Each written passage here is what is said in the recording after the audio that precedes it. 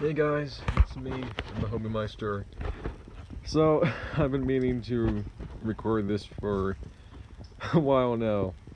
Anyways, last Thursday, February 6th, there was a gigantic windstorm that was 22 miles per hour, and it caused a lot of destruction. Now, this is just my backyard.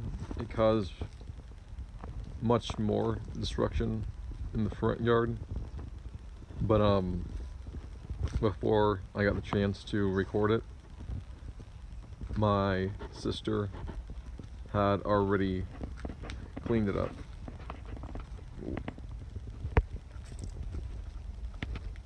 Over here there used to be an umbrella.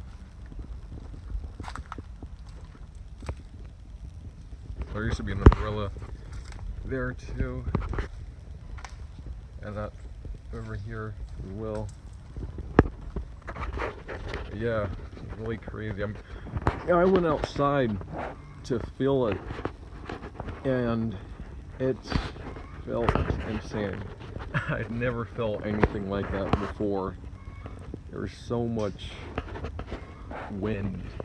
So I want to know from you guys, have any of you ever experienced a windstorm before? And if so, how fast was it?